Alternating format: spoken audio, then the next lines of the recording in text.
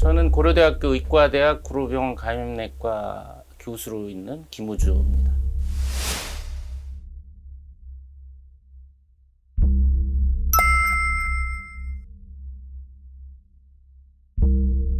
(2019년 12월) 중순에 이제 우한에서 계질성 폐렴이 시작이 돼서 지금 한 달 좀 넘은 상황인데, 세계보건기구는 이제 공식 병명을 2019년 신종 코로나 바이러스라고 지금 명명을 했어요.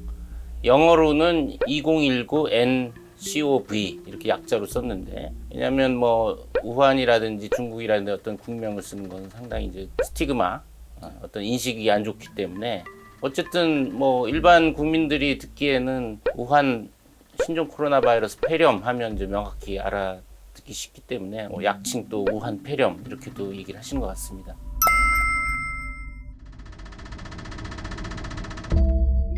지금 뭐 우한 신종 코로나 바이러스 폐렴 유행이 시작된 지 한 달 남짓이기 때문에 전모가 밝혀지지 않아서 사스와 메르스와 직접 비교가 쉽지는 않은데, 그럼에도 불구하고 상당 부분 유사한 점이 많죠. 왜냐하면 같은 코로나 바이러스 계열이라는 거, 그 중에 이제 베타 코로나 바이러스라고 하는 또 그룹에 같이 속하고, 족보상으로는 뭐 사촌이나 뭐 육촌 뭐 이런 격이라고 할 수가 있어서 유사점이 있는 거고, 또 임상 소견도 열나고 호흡기 증상이 있고 폐렴이 있고 호흡곤란이 있고, 사스나 메르스나 지금 우한 신종 코로나 바이러스 폐렴 임상 증상으로 구분이 어렵다는 거죠.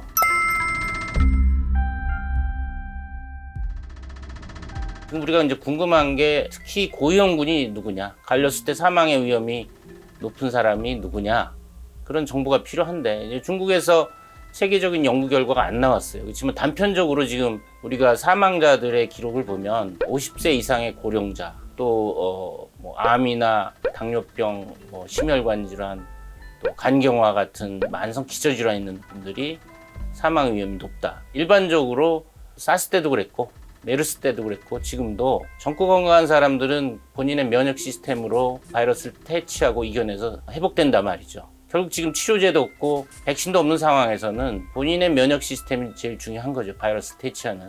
그러다 보니까 고령자와 만성 기저질환이 특히 위험하다, 생명에 위협해질 수 있다라는 점을 알 수가 있죠.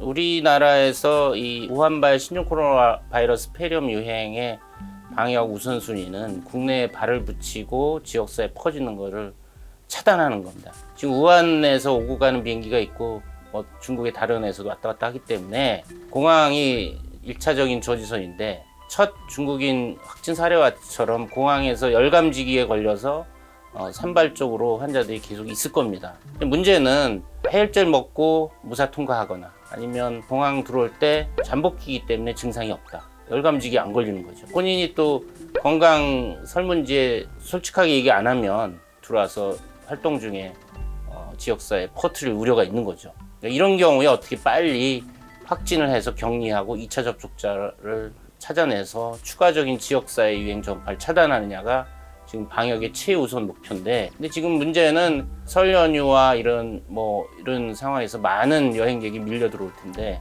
국내도 상당히 인구 이동이 많고, 이런 상황에서 이런 것들을 어떻게 효율적으로 할 수 있느냐, 이것이 이제 지금 핵심인 것 같습니다.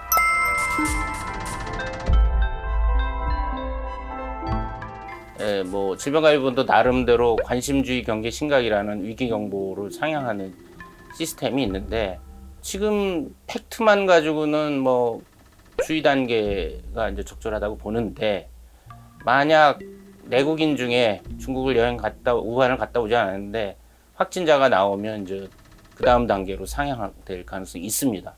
지금 가장 우려가 되는 이 춘제 설 연휴 동안 중국에 수억 명이 여행을 하면서 중국 전체적으로 신종 코로나 바이러스 폐렴이 확산되면, 사실 공항에서 중국 전역에서 오는 비행기를 전부 검역한다는 것은 사실상 지금 인력으로는 상당히 어려울 거라고 봅니다. 그런 상황이 지금 가장 우려되는 상황이고, 그에 대해서 대비를 컨틴전시 플랜, 비상계획을 세워놓고 거기에 맞게 대응을 해야 된다고 봅니다.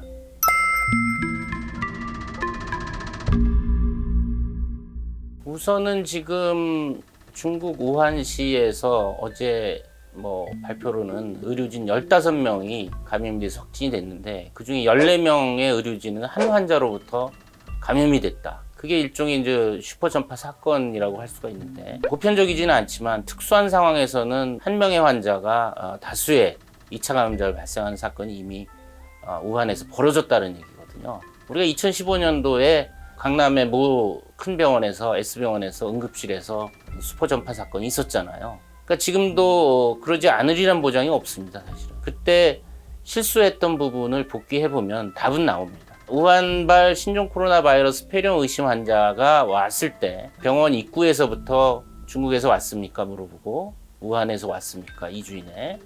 그리고 호흡기 증상과 열이 있으면 격리진료실로 안내하죠. 마스크 씌우고 의료진도 N95 마스크라든지 철저히 보장을 하고 진료를 해야 되겠죠. 사실은 이거는 바이러스와 사람의 전쟁인데 우리가 무방비로 있으면 슈퍼 전파 사건은 많이 벌어질 겁니다. 우리가 대응을 잘 한다. 초기 대응도 잘하고 환자 격리도 하고 안전하게 동선을 달리해서 환자를 의료진이나 다른 방문객 환자와 접촉을 차단하고 안전하게 격리해서 진료하면은 슈퍼 전파 사건은 벌어지지 않겠죠.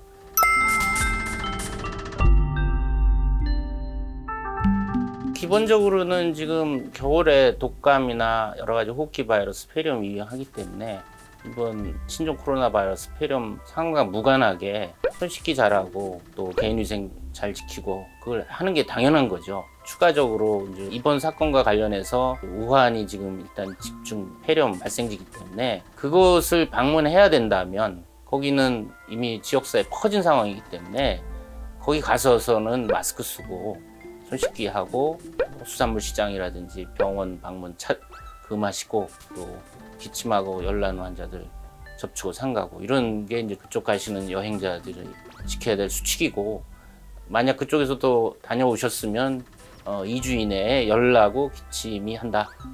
그러면 보건소 연락하든지 1339 연락해서 안내받으시는 게 좋습니다. 무턱대고 병원에 가면 또 병원에 많은 취약한 환자들한테 또 전파 우려가 있기 때문이죠.